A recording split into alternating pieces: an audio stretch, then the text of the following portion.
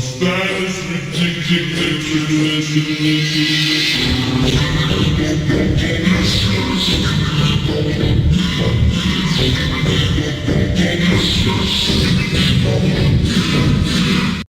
the hell is even that?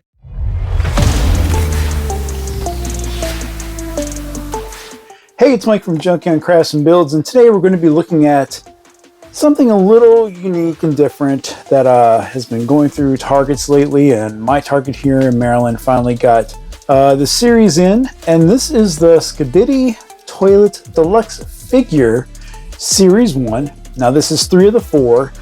I didn't go all in because one of the figures in this line is exactly the same as one that I have in front of here, minus accessories, so I was skeptical about it, but I wanted to see what this brand looks like.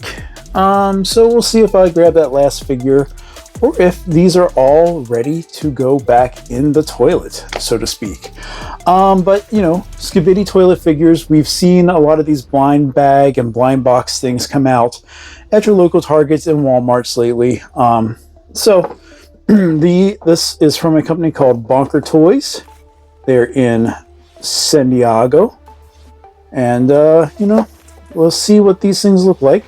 But we'll start out with the packaging. Again, you have this nice window box. It kind of hides some of the accessories. But we have this nice open, clear at the top of it, so light can come down and see the entire figure. A cross on the back. And again, the only figure I didn't get in this wave is the cameraman, just because he looks identical to Plunger Man, minus hands and accessories as such. But you know, here we have Plunger Man, TV Woman, and Dark Speaker Man to look at here. So as you can see, packaging is universal across the wave. Again, the names are right up front. So let's go ahead and crack these open. What do you say? All right, here's all 3 of the figures from Wave 1. I wanted to discuss what Skibidi is. So this is the 30-second description of what I found out. And I apologize if you feel dumber after this, because I certainly felt something. So apparently this is a internet thing. There was a creator from the country of Georgia who created this whole world of Skibidi. Basically, it's a dystopian video, you know, future where toilets came alive and they had these humanoid heads coming out of it, and they ate all the people of the world. But then these aliens came to fight the toilet people, and they have various head attachments such as TVs, cameras, or speakers, and they fight the toilets. And apparently the way to kill a toilet is to flush the head. I kid you not, this thing is apparently huge. And there's music that is about it, and a whole thing about Skibidi is it's an urban term. It can be good or bad. I don't know. I am going to stop right here because I'm obviously old man boomering it or something like that. So moving on to the figures. These do some good, interesting things, but they also do some very things. So we'll look at the sculpt all together, talk about how they feel in my hand, and then we'll go through articulation. Probably just to articulate the TV Woman and one of the male bucks, because the articulation for both of them is it might be the same, a little bit different because of the sculpt. I'm rambling. Let's get to it, okay? So looking at these figures, I mean, it's the tooling on it is actually fairly decent. You know, it's smooth. It's kind of very Fortnite-like in regards to the style, and you know, again, it's not a bad looking figure. You know, it's double jointed everywhere. It's got pinless joints. It's an interesting, you know, color scheme. I like the dark red versus the highlighted red of the speaker here itself. We got some details, you know, painted in. I mean, the buckle's painted. You know, it's minimalistic, but in and of itself, it's not horrible. I will say that the plastic is about the same quality or a little less than what we get with a Hasbro release. This PVC coat here is definitely a little more rigid than what we would get from a, like I said, a Classified or Action Force. I mean, it's pliable. I mean, you can actually pull it, and if you heat it up, you could probably flare it out, but why?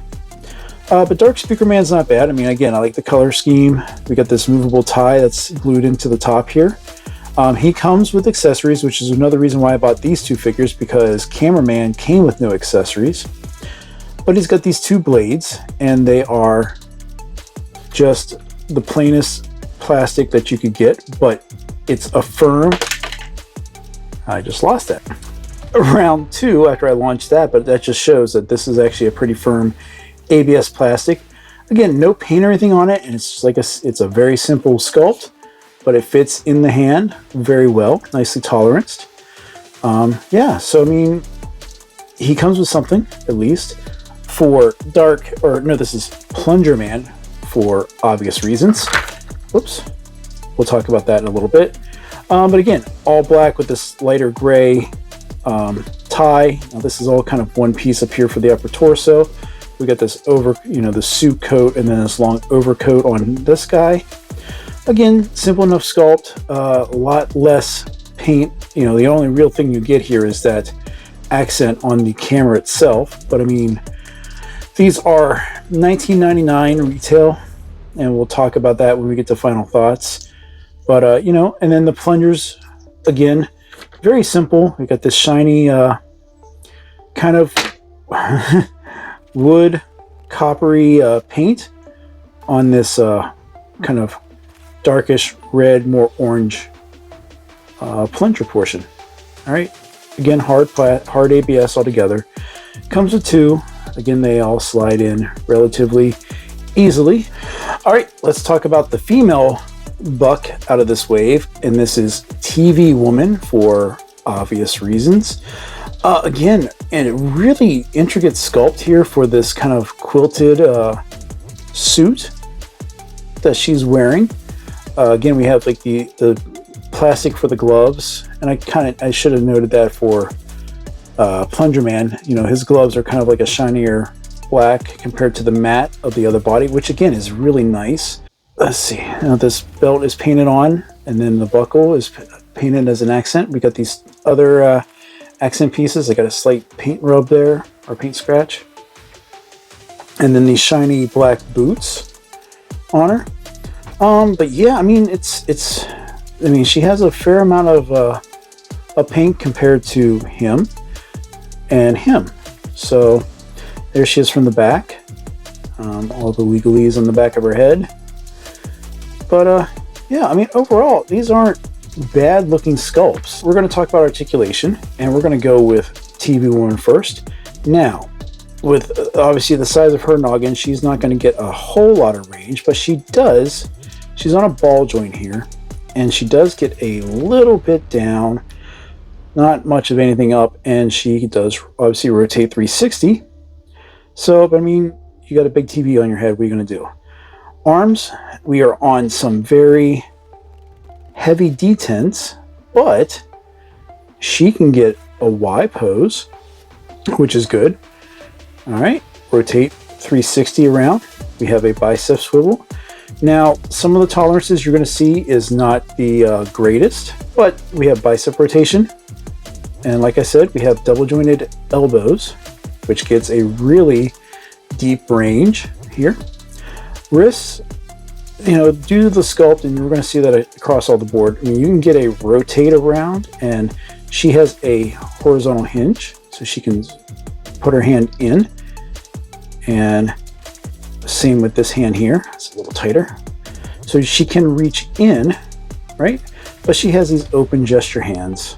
So we have a mid-torso ball peg. She can get a fair amount of tilt, actually. She can go back that far. She can go forward that far.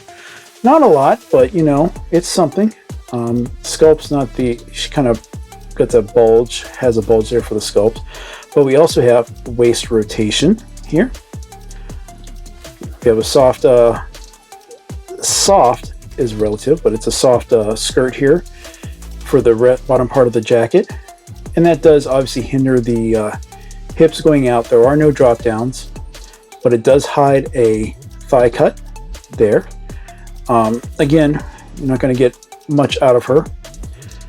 Very straight tube-like legs, but we have double jointed legs that go back that far. Can't really hit herself. So, and some, like I said, some of these tolerances that we're going to see over here are a little inconsistent across the board, but I didn't have to heat her up or anything. So that's something. No upper boot swivel. We have a hinge here. You can click down a fair amount, a little tight, up a little, and you get a pivot, which is nice. So I just need to crack the seal on those to get her to move around. But, you know, not bad articulation. Proportions, now I'm just looking at it, are a little weird because she's got these long forearm things and the short upper arms. So proportions a little odd. But I could say that 15 times in my review if you want me to.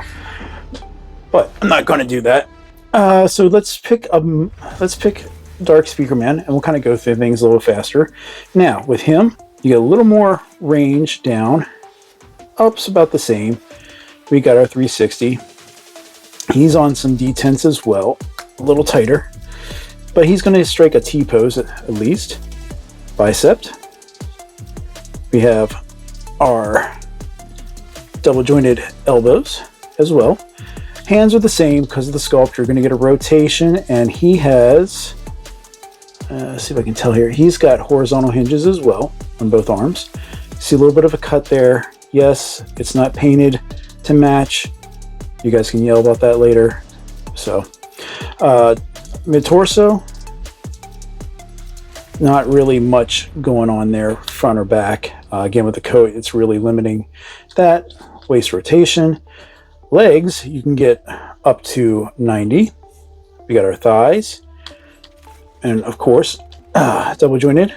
Not the prettiest looking knees, but you know, they're double jointed and pinless, so everyone can be happy with that. And then we got these big hinge here that you can go up fairly far, down a whole lot, and you get another generous pivot there. So not the prettiest looking joints, but they do function. And we will quickly talk about Plunger Man. He has the most motion here just because of his head. You can actually go back a little bit. You know, we go around, strike a T, actually a little less of a T because of the sculpt of the jacket here. Same all over. Again, we got horizontals here for the wrists. We got our mid-torso that you can get basically back, forward, not really much. A little bit of side-to-side love. We have our waist rotation underneath the bottom part of the suit. Again, kind of hinders the leg getting up, unless you want to start stressing that. And then all the other articulation joints that we just looked at. So, you know, for what they are, they actually have a fair amount of articulation and some very interesting tooling. You know, for the price, not too bad. So going into scale, these are 1/12 scale figures, but I think they're a little on the smaller side, and I got some figures here to compare with. So for the males, I have an old Marvel Legends in regards to Punisher here. So we're going to get him in there. So you can see they're a little shorter. Maybe they're more Black Series scale, you know. And then we're going to put a newer Marvel Legend beside him here, and this is going to be the Ghost Rider Danny Ketch. We know he's a little bit smaller as well, but you can see they really can fit into your Marvel Legends scale.